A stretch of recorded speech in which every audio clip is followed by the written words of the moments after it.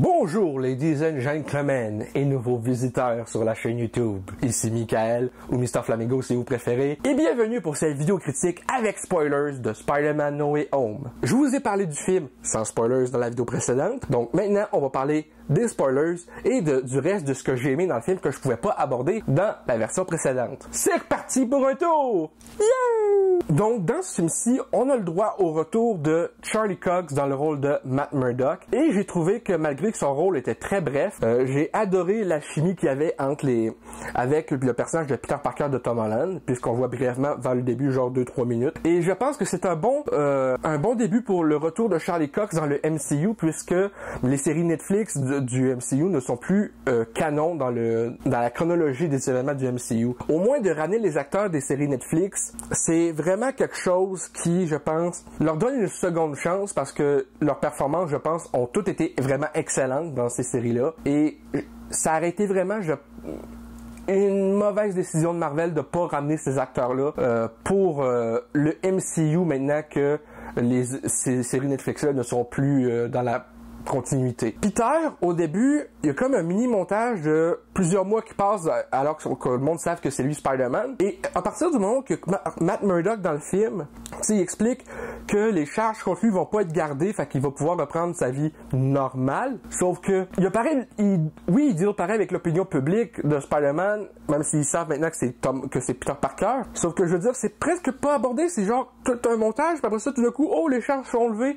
Genre, moi, ce que j'aurais fait, personnellement, c'est que j'aurais introduit Matt Murdock pour défendre Peter Parker avant cette scène-là, ou genre dans le même montage où il se passe plusieurs affaires, pour dire que là, il travaille avec Peter pour essayer de faire lever les charges, et après ça, bang! Là, les charges sont levées. Sauf que j'avoue, l'effet de surprise aurait été un peu moins là pour le retour de Charlie Cox. C'est ça le problème. Fait que, d'un côté, je suis déçu qu'il n'y ait pas comme un mini-montage avec Matt Murdock pour que son rôle soit ne serait-ce que quelques minutes plus longue. Mais dans tous les cas, quand on a vu la canne, puis que la caméra a comme fait un mouvement pour après ça voir que c'était Matt Murdock, la salle était quand même genre vraiment contente en VO. En français, c'était plus soft lors de ces gros événements-là dans le film. Mais en VO, le monde capotait, là. Surtout plus tard. Le gros point fort de ce film-là, justement, pour en parler du film avec spoil, c'est le retour d'Andrew et Toby.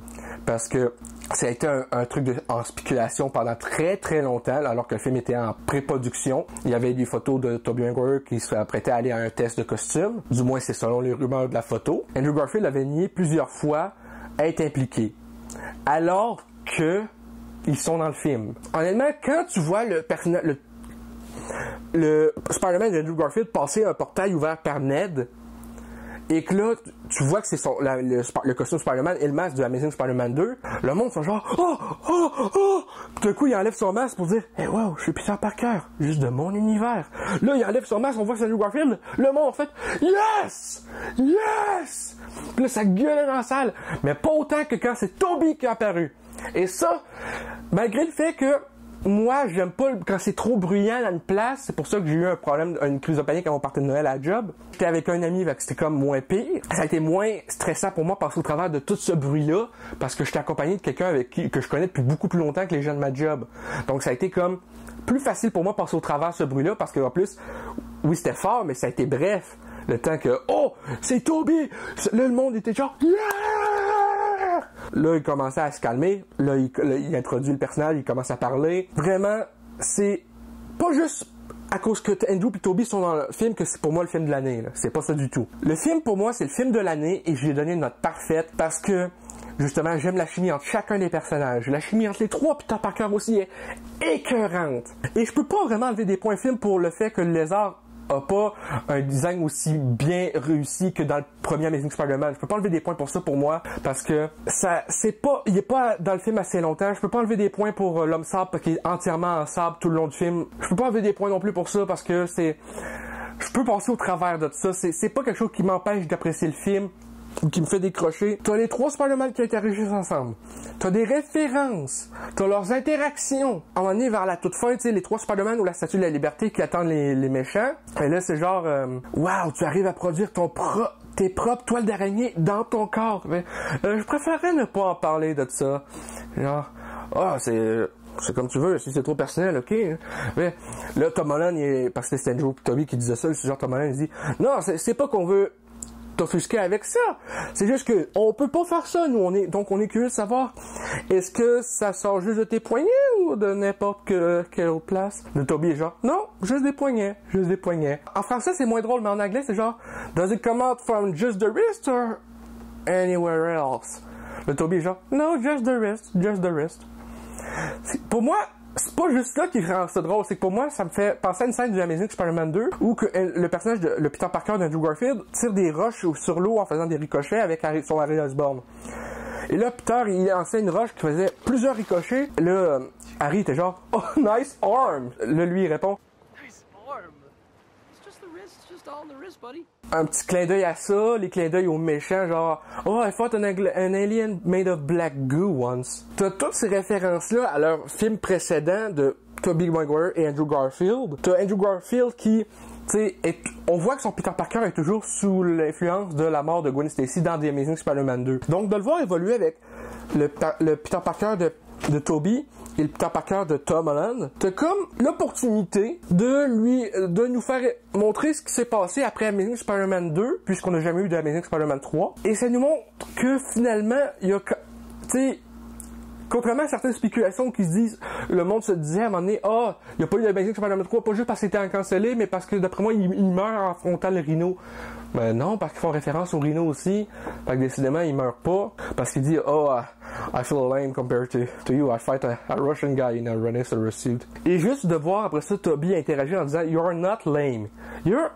Take that in for a moment. You're amazing. Ces affaires de s'aider mutuellement à passer par des moments très difficiles dans chacun de leurs films, que ce soit Toby avec la mort de Oncle Ben, l'attaque de Tante May qui a survécu dans Spider-Man 1 de 2002, que ce soit Toby avec Andrew plutôt avec son Oncle Ben qui meurt dans Amazing Spider-Man 1, sa Gwen Stacy qui meurt dans Amazing Spider-Man 2, et dans ce film-ci, le fait aussi que Tom Holland, tu sais, on n'a jamais de référence vraiment à son Oncle Ben, même dans ce film-ci, ce qui m'a déçu un petit peu. Au moins, on entend vraiment la phrase « With great powers come great responsibility » et ça, quand Aunt May dit cette scène-là avant de mourir dans ce film-ci, je peux vous dire que j'ai eu le cœur lourd. Mais quand Aunt May meurt dans les bras de Tom Holland dans ce film-ci, là, j'ai eu les larmes aux yeux.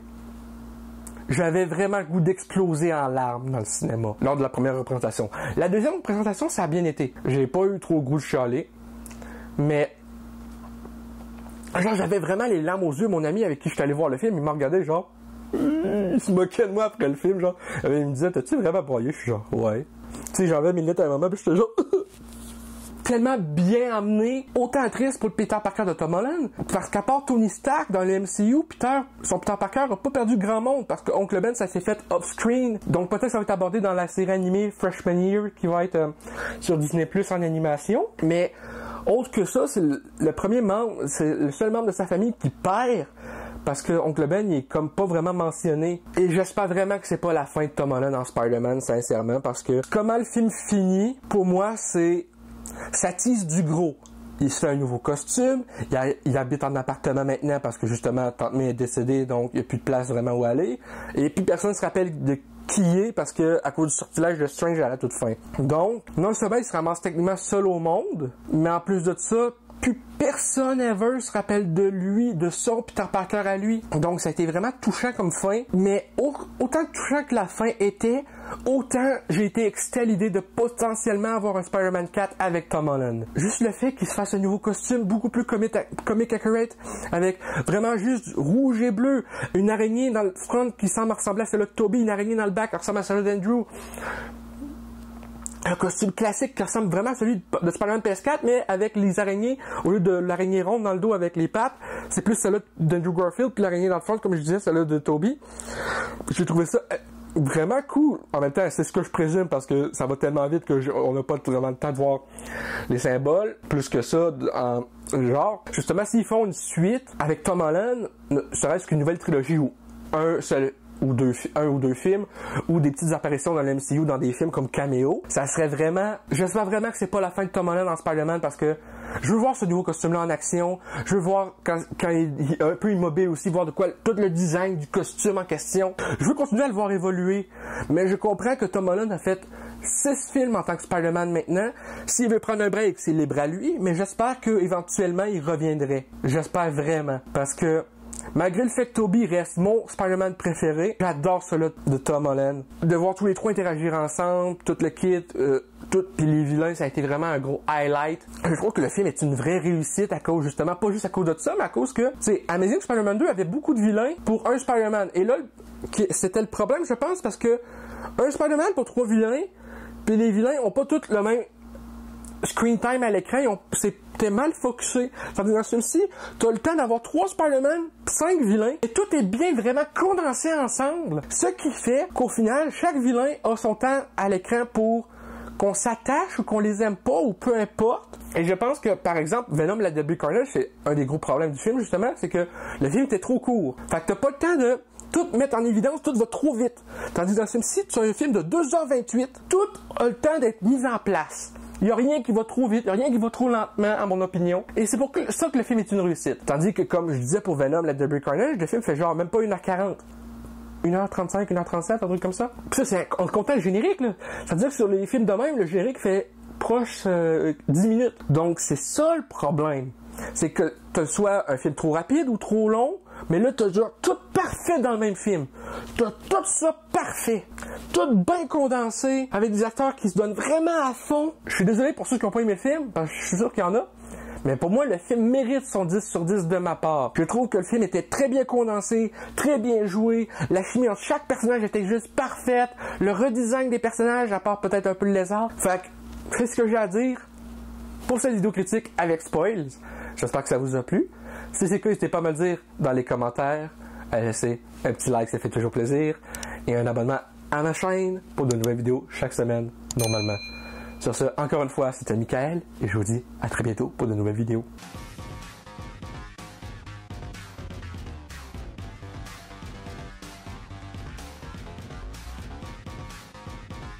Hey le grand, c'est quoi que t'attends pour t'abonner, sacrement?